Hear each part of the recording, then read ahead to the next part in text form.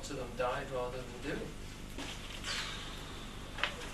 A king may be defined adequately as one who has control of a delineated zone or sphere of operation. The implication is, though, that the king is therefore committed to the sphere he controls. That's the important thing. Here is the terrible trap into which the would-be governor falls if he supposes that Elysium lies within the circuit of the crown. It is a similar trap to that which awaits the misconceiver of the doctrine of divine right. Shakespeare, while chronicling the misdeeds of royal persons, yet maintains the divine origin of his office, but we must be wary of what that entails. In the Christian and in many other religions, the creator of the universe made himself a firmament to enclose and manifest the subject world. He is by that royal fiat committed to the world he kings. He who crucified us is the crucified. It is his realm, his being, and the reflection of himself. So what he's saying here is that this zone here, that was the garden, and that's the cell, the body with the cells inside it.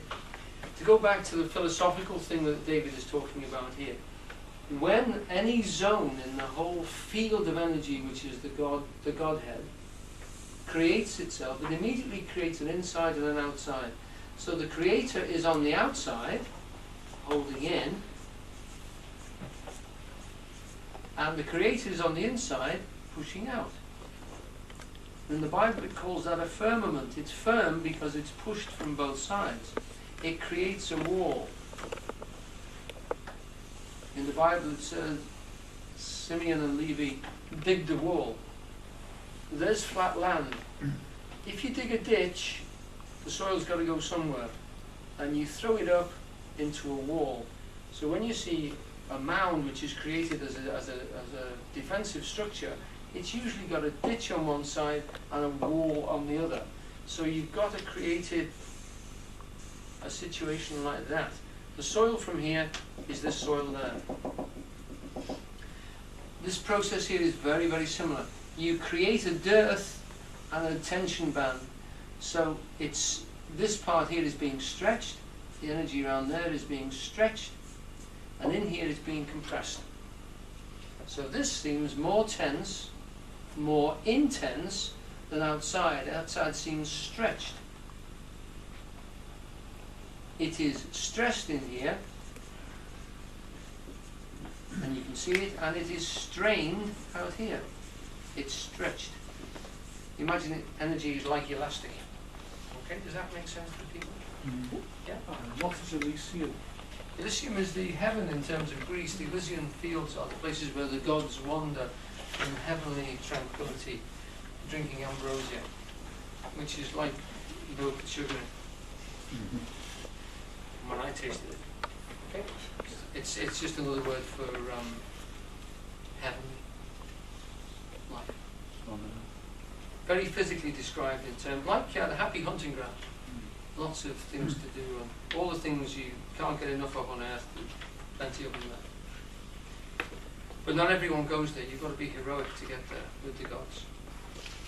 There's not so much quite the heaven and hell attitude, but most of us only become shades and wander like ghosts through there, and we're not able to actually establish our appetites and fulfill ourselves, because our spirits are unformed, which is an interesting concept, that you have to develop a soul in the thing, you have to make it by pushing yourself into situations and overcoming things. You have to be great, and great is to do with grinding and pushing and making yourself real. So it's an interesting concept of heaven in that sense. Not quite the same as ours. But, so in other words, when you're the king, it's not going to be Elysium. It isn't going to be easy. You then come up against events and forces and processes which are difficult and hard to organise. Excuse me, I'm looking around for the top of my pen, which I seem to have put somewhere. Probably gone down my ear or something. Right. He who crucifies is the crucified. Right. So, all this is the Absolute, or the Godhead. It is He that is crucified inside here, and it is He who is crucifying from the outside.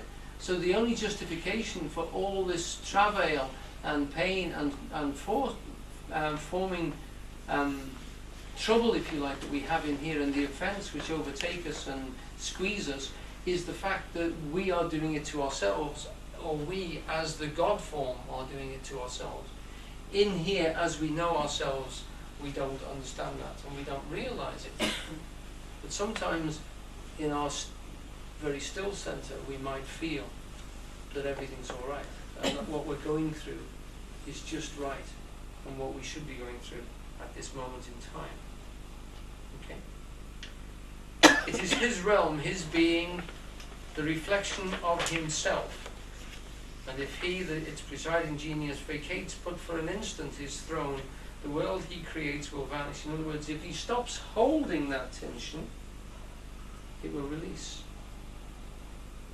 It will vanish. If his sovereign will ceases to affirm his realm, then the cloud-tapped towers, the gorgeous palaces, the solemn temples, the great globe itself, it says globe there, but it means the great globe itself, the world, yea, all which it inherits shall dissolve. So, this being is holding us in being and himself in being at the same time.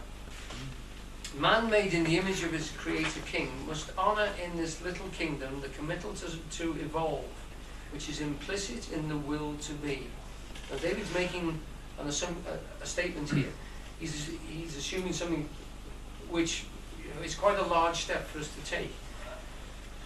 The committal to be, the creation of that, is to evolve. It is to produce this organisation, this constant sophistication and evolution of the processes inside of it.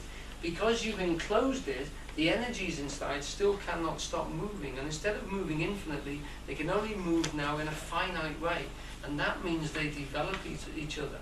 By the rebounding inside of that space, the bouncing off each other, the very stress which is created in there intensely develops that space. Okay? Hamlet's soliloquy, perhaps, the soliloquy he's talking about is the to be or not to be speech. Hamlet's soliloquy perhaps forgets to take into account that the die has already been struck. It's not a question of to be or not to be. He already is, or unavoidably in and of being. That makes a difference to his problem. To be or not to be is a divinely solved mystery. The problem for man is whether to accept or not the fact of being. When the will turns in to make a closed intent, the zone so enclosed is bound to work. Notice we say that, I'm bound to work. In other words, I'm tied into work. The whole thing is bounded by that firmament.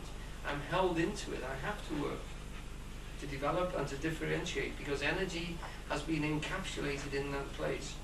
By definition, energy cannot do nothing. It must do something.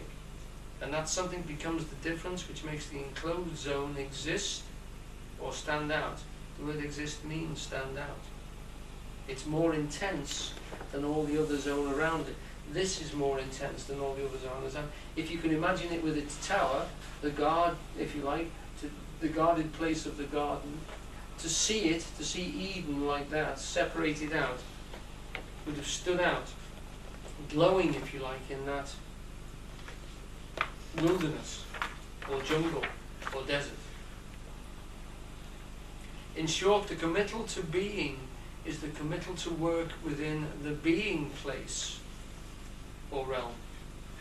That is the divine right of kings, a right to work, a right to serve the realm into which he binds himself and his power.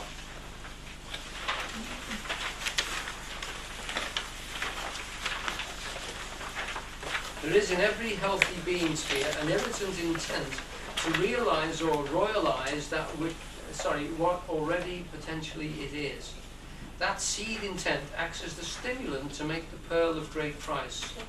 That seed is, in effect, a divinely implanted urge in every being to measure, rule, and by that rule to be king in its own ground. To understand this is to understand the vital function of the realm in making and breaking of kings.